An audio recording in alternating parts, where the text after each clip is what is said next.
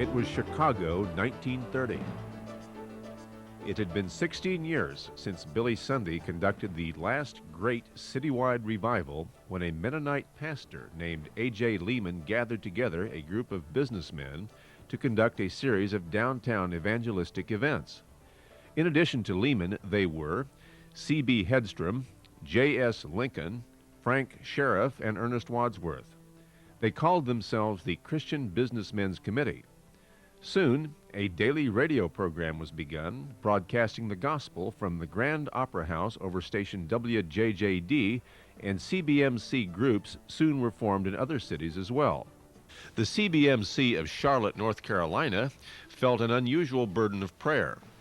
Gathering on a farm, they spent all day fasting and praying that God would raise up a man who would take the gospel to all the world and turn men's hearts to Christ. Little did they know as they gathered on Frank Graham's farm that Frank's 12-year-old son, Billy, was that man. 15 years later, in 1947, as Vice President of Youth for Christ, Billy Graham would address the CBMC International Convention in Kansas City. Just before World War II, a group of businessmen gathered in Kansas City to start the Christian Businessmen's Committee of Kansas City. Among them was H.W. Sheridan, the owner of a store fixture company. We met at the YMCA down at Tenson Oak. Still, I don't think it's there anymore, but 4 of us. J.A. Peterson.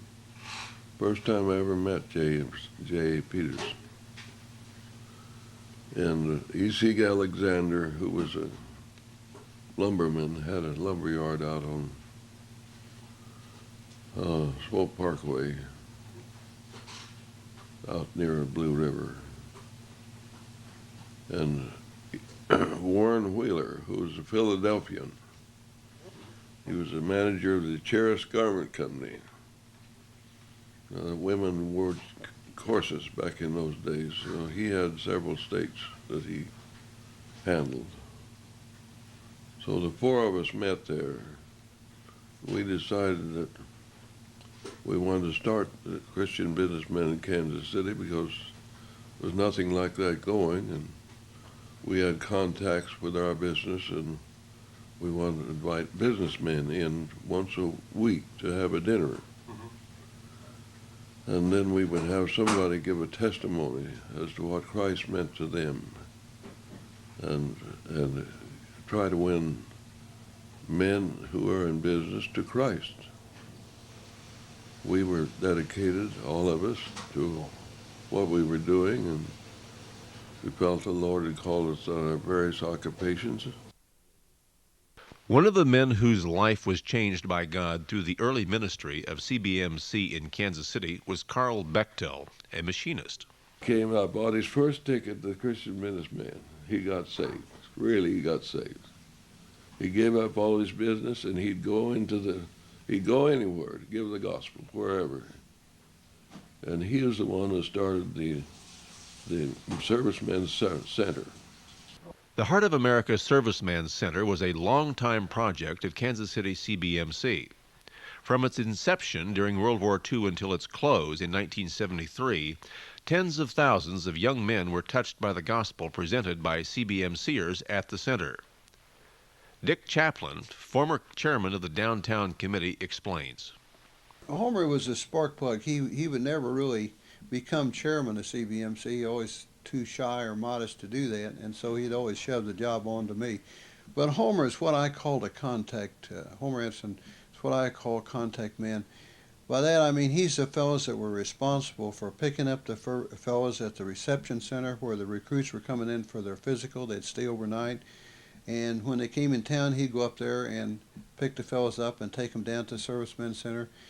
And after we had some refreshments for them, then we'd do some personal work and invite them back to our prayer rooms and present the gospel to them. But Homer was one of the main contact people. He talked to the Army officials, and he had that knack for getting the fellows to come down to the service center. Homer Anderson, speaking at the 1985 National CBMC Convention, tells of his early experiences with the Kansas City CBMCers. Through them that God began to convict me of the fact that I had been a Christian for many years, but had never led anybody else to Christ. And so the first thing that appeared as an opportunity was the Christian Servicemen Center in town, and there for the first time I had that joy of leading a man to Christ, and I gained further experience there in doing personal work, and then also later in various other CBMC activities. The Serviceman Center also served as headquarters for a ministry to the future farmers of America during the annual FFA convention. Each year during the convention, FFA members were invited to the center for movies, food, and a gospel presentation. Through the years, CBMC has been involved in a variety of other ministries, including ministry to prisoners. Dick Zemer has been involved with prison ministry since 1956 and still conducts a Sunday church service in Leavenworth. Dick tells about some of the prisoners whose lives have been changed by the good news of Jesus Christ. This young man in this picture is one that has established a church in Breckenridge, Colorado, and a lot of these men that we have pictures of here went to Siloam Springs with us. Different ones have established churches, Bible classes, different things like this, for which we're very glad, very proud of them. And we have one now that we're keeping very close contact with that is in the seminary in Mexico City.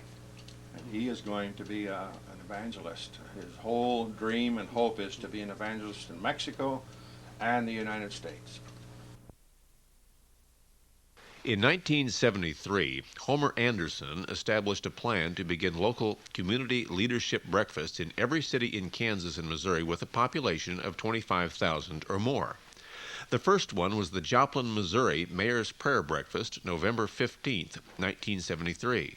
After that, many more were established, with Homer being the driving force. Typically, CBMC provided the speaker, and a local committee of civic leaders took care of ticket sales and other details. These have grown, in some cases, to be major annual events like the Overland Park Mayor's Prayer Breakfast, begun in 1975. Bill Connard has been involved with the Overland Park event since the beginning. Well, Mayor's Prayer Breakfast, of course, I've been involved on it committee-wise, I think pretty much from the beginning. I remember the first one we had was, our first speaker was Charlie Tremendous Jones. Remember Tremendous? And I believe John Erickson was our second speaker. They had me involved in churches, letting people at various churches in the area know about it. And Homer, of course, never was. That isn't the people he wanted to get out, the church people. He wanted to get out the business people, the lost. But they still need to involve the church people to do that, I guess. Right. Max Webb was for many years the national staff representative for Central and Eastern United States. Max remembers suggesting that the city would be better served by a series of smaller committees than by one large committee downtown, as had been the case since the beginning in the 30s. We was having a board meeting one time, and this was when we just had one large committee in downtown. I brought up the idea of some committees around the city. And Max Weaver says, well, I'd sure like to. I says, I'll start one out in Shawnee, I believe he said Shawnee, but at least out there. And so he was really, for Kansas City, was a guy that worked at it now. There are others that worked at it too, but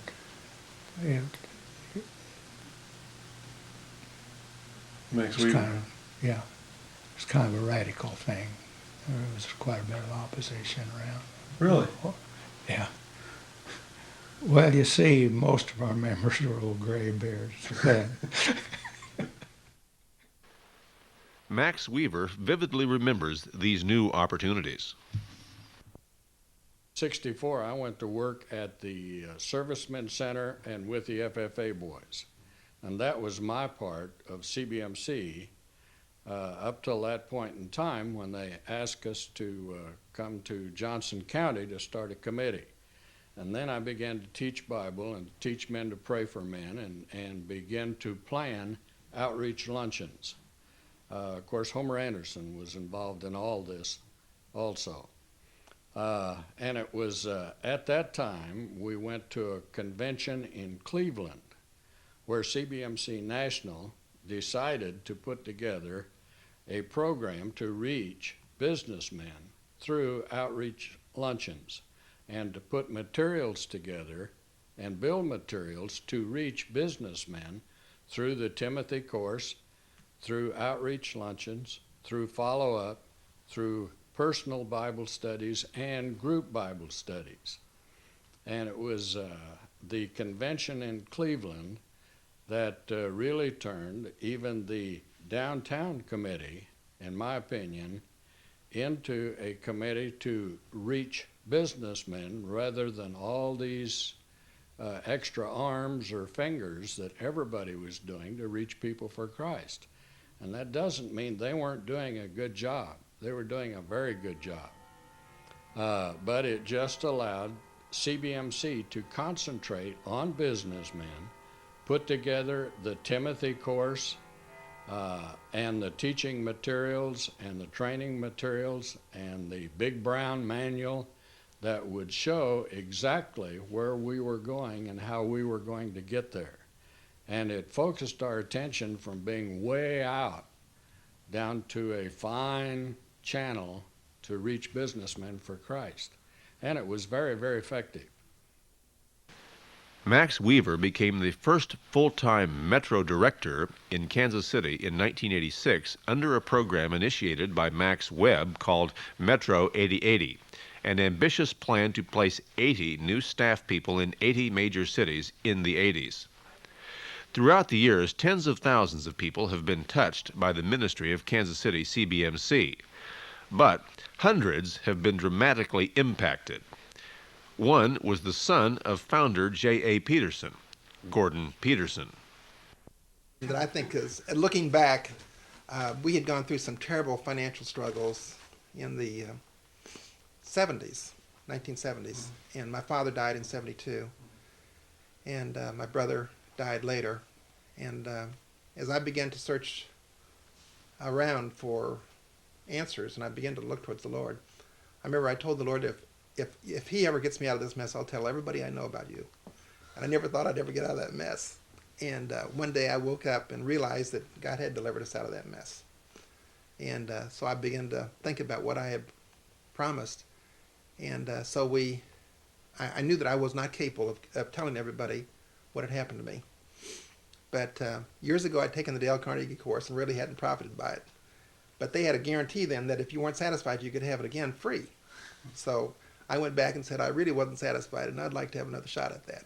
And I remember we had quite a little argument about it, but they gave me the course again free. And so I took the Dale Carnegie course, and then I rented the convention center there at 91st and Metcalf, the old Regency Center, is that what it's called? And we shut all of our offices down of all of our complexes and invited everybody that worked for us and all the banks that we had been involved with and the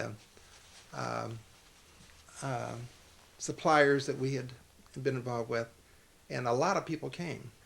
I don't remember how many came, but probably 250 or 75, something like that. A lot of people came. And I gave a very halting testimony. First time I'd ever done that really in public. And it was at noon, and I had invited Ted DeMoss to come, and he spoke on if a man should gain the whole world and lose his soul, what would it profit him? And out of that crowd, probably half of the people in that room put an X on their card, indicating they had prayed to receive the Lord. And it was just amazing. I didn't know what to do about it, and we didn't do anything about it, really. We tried to have one little Bible study, and it did go on for some time. But compared to the numbers of people who responded, I mean, it was just unbelievable. And so that was an eye-opener that a lot of people are not Christians because they don't know how to be a Christian. If you just explain to them, they will jump at the opportunity to be in the fold. So that was a big step forward for me. CBMC also had a big impact in the life of Jim Smart. In the late 70s, Jim was on part-time staff with CBMC, first as area director and then as metro director in Kansas City. He is now Judge James Smart with the Missouri Court of Appeals.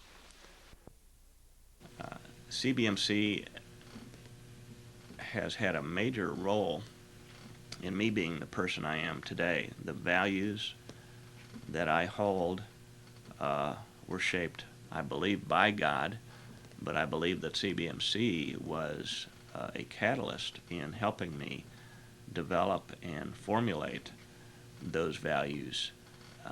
Values which make me not content just to be a Sunday morning Christian, someone who's making no impact on the world. I mean, I really learned a lot through CBMC, the importance of being a person who makes an impact and influences those around them and goes every day, whether it's to work or out in the marketplace, with a perspective that God can use anyone to impact people for Christ. And CBMC taught me how to be faithful to men in terms of really caring about their long-term spiritual growth. Because prior to CBMC, although I had shared my faith, I really didn't know what to do with someone very much after they became a Christian, or if they didn't respond the first time to the gospel. I wasn't quite sure how to handle that very well. And CBMC taught me that you don't just drop people unless they make it clear they want to be dropped.